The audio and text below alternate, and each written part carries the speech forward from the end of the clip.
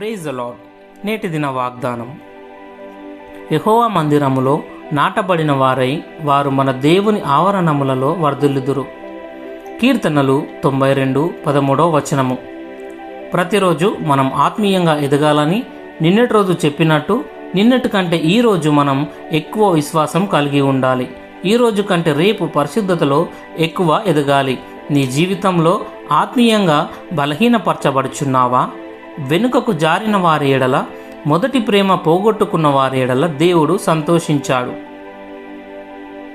ఐగుప్తు నుండి బయలుదేరిన ఇశ్రాయేలీల్లో కాలేబు, యెహోషువలు తప్ప మిగతా వారెవ్వరూ వాగ్దాన దేశంలో ప్రవేశించలేదు. వారు మెడవంచని వారై వారి జీవితంలో ఏ పనిలోనూ పురాభివృద్ధి పొందలేదు. పిల్లలు పరీక్షలు రాశాక మార్కుల పట్టిక ఇస్తారు. పిల్లలు దానిపై సంతకం కోసం తల్లిదండ్రుల దొక్కు తీసుకొస్తారు. ప్రతిసారి నీవు సంతకం చేసినప్పుడు వారి మార్కుల్లో అభివృద్ధి చూడాలనుకుంటావు.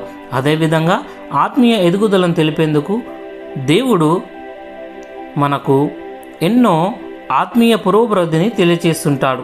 క్రైస్తవ జీవితంలో ఎంతో ఉత్సాహభరితమైంది. ఎందుకనగా పరలోక ప్రయాణంలో నీవు ఆనందించేందుకు దేవుడు అనేకమైన వనరులతో మనల్ని నింపుతాడు. ప్రార్థన.